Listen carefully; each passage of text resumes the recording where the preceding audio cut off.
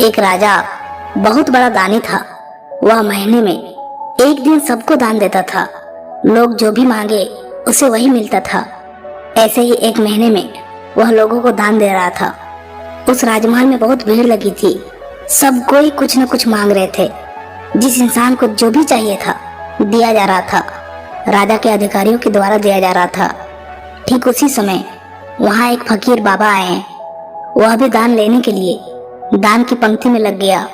और जब उस फकीर का नंबर आया तो राजा के एक अधिकारी ने पूछा, बताओ तुम्हें क्या चाहिए? जो भी चाहिए खुलकर मांगो, वह तुम्हें अवश्य मिलेगा। अधिकारी की बातों को सुनकर फकीर ने कहा, मैं तुमसे बात नहीं करता, राजा को बुलाओ, क्योंकि मैं तुमसे जो कुछ भी मांगूंगा तुम दे नहीं पाओगे। इसलिए अपने राजा को बुलाओ। और राजा का सख्त आदेश था कि इस राजमहल से कोई भी व्यक्ति खाली हाथ नहीं लौटे। और राजा के इस आदेश के अनुसार उनका अधिकारी उस बाबा को वहां से भगा नहीं सका। और फिर उस फकीर का आवेदन लेकर अधिकारी राजा के पास गए और बोला, महाराज, एक फकीर आया है और कह रहा है कि मैं राजा के हाथों से ही दान लूंगा। अधिकारी की यह बात सुनकर राजा आश्चर्य हुआ। फिर राजा खुद उस फकीर को दान देने के लिए गए। राजा ने फकीर से कहा, कहो बाबा, आपको क्या चाहिए? जो चाहिए वो मिलेगा, इसलिए आप मांगने में कोई संदेह ना करें। आपको जो चाहिए आप मांगिए। फकीर ने कहा, क्या मैं जो मांगूंगा तुम दे सकोगे? पीछे तो नहीं हटोगे? फकीर की बातें सुनकर वहां के लोग चौंक उठे। सबको लगा कि कहीं ये राजा का सिंहासन तो नहीं मांगने वाला है। और ये बातें सुनकर राजा भी फंस गया। वह भी कुछ नहीं कर सका। राजा भीतर ही भीतर सोच रहा था कि अगर मैं पीछे हट गया तो इतने सालों की मेहनत पानी में चला जाएगा। फिर राजा ने कहा, जो मांगोगे तुम्हें अवश्य मिलेगा। अगर कोई राज्य चाहिए, अगर मेरा सिंहासन चाहिए, फिर भी तुम्हें मिलेगा। बोलिए, क्या चाहिए आपको? फकीर ने कहा, इतनी छोटी चीज मुझे नहीं चाहिए, मुझे तो कुछ बड़ा चाहिए। और मेरा मांगा हुआ चीज आज तक किसी ने दे नहीं पाया है, आज तक किसी ने पूरा नहीं कर पाया है। क्या तुम दे सकोगे? अभी भी सोच लो, क्योंकि बाद में पछताने से अच्छा है कि अभी सोचा जाए। तुम ना भी कह सकते हो।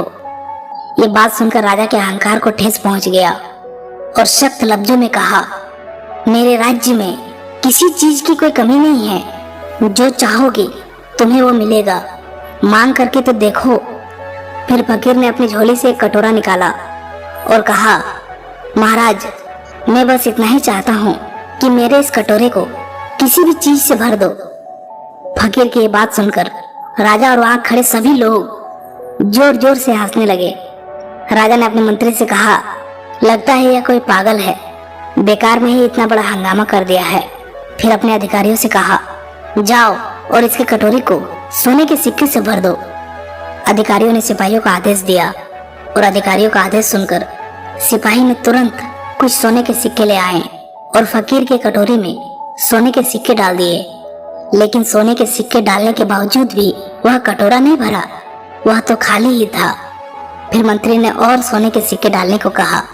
सिपाही ने और सोने के सिक्के डाले, लेकिन कटोरा अभी भी खाली था। यह देखकर सभी आश्चर्य हो गए। फिर मंत्री ने 10-12 सोने से भरी थैली उस कटोरे में डाल दी, लेकिन अभी भी कटोरा खाली ही था। यह दृश्य बड़ा ही आश्चर्य था। फकीर यह सब देखकर मुस्कुरा रहा था। फकीर ने कहा, अभी भी मेरा कटोरा भरा नहीं है, यह तो खाली है। इसके बाद वहां रखा सारा सोना धीरे धीरे कटोरी में डालता गया, लेकिन वह कटोरा भर नहीं रहा था। राजा के राज्य कोष से भी धन आने लगा। सारा धन कटोरी में जाता और गायब हो जाता। फिर कटोरी खाली के खाली ही रह जाता। यह देखकर राजा के चेहरे पर पसीना आने लगा। राजा बहुत चिंता में पड़ गया। राजा का चेहरा देखने के लायक था। और राजा को चिंतित देखकर फकीर बोला, मेरे कटोरी को नहीं भर सकते हो तो कोई बात नहीं, मैं चला जाता हूँ। फिर मत कहना कि तुम बहुत बड़ा दानी हो। तुमने किसी को खाली हाथ नहीं घुमाया। जो एक कटोरी को नहीं भर सकता वह कैसा दानी? फकीर की ये बातें सुनकर राजा ने कहा, चिंता मत करो, मैं इसे भर के ही रहूंगा।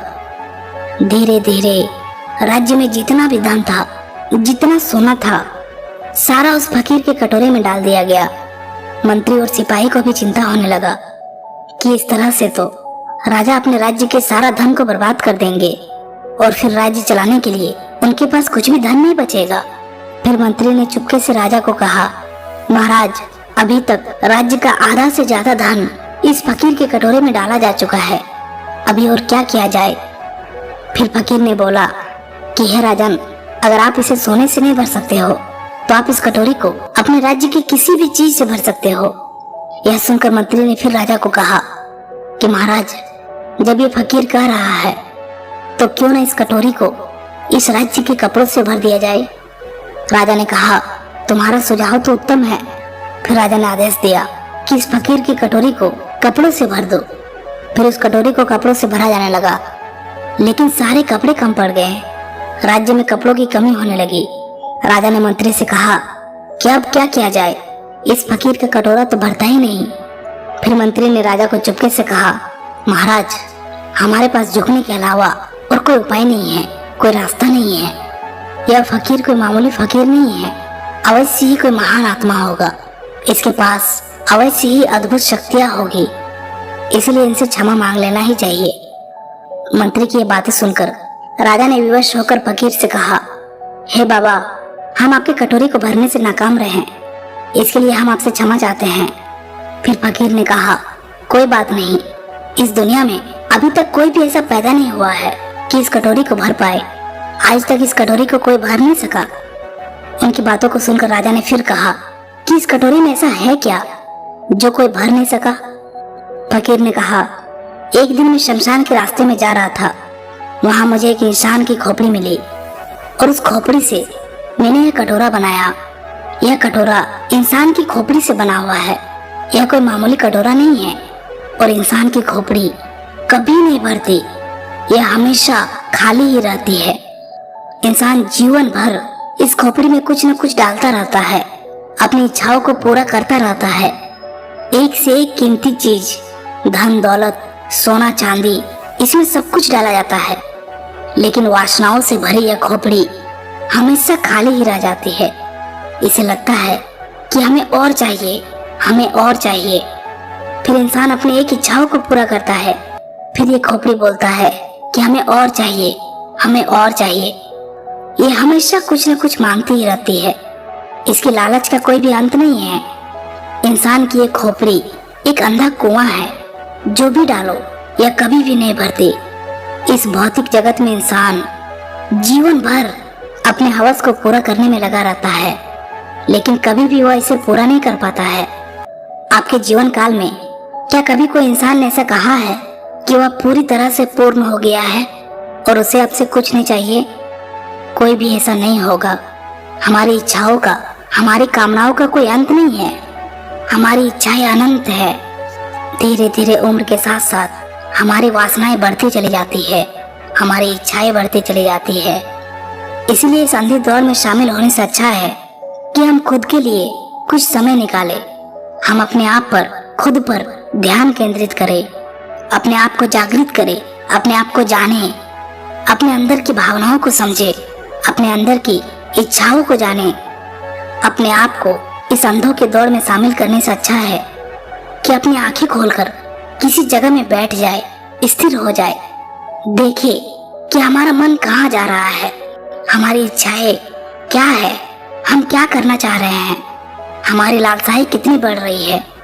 ये आपको तभी पता चलेगा जब आप स्थिर हो जाएंगे, जब आप शांत हो जाएंगे। इसलिए अपनी आंखें खोलकर कहीं बैठकर स्थिर हो जाइए, एक नया रास्ता बनाइए। कहा जाता है कि जहाँ दृष्टि होती है वहीं सृष्टि भी होती है। जब आप अपने आप को देखने लगेंगे, अपने आप को जानने लगेंगे, तो आपके भीतर की इच्छाएं कम होने लगेंगी, आपकी लालसाएं घटने लगेगी। फिर आप अपने उस दिमाग को भौतिक चीजें, बाहरी जगत की चीजों को भरने में नहीं लगेंगे, क्योंकि आप उसे भीतर से समझने लगेंगे, आप उसे जानने लगेंगे।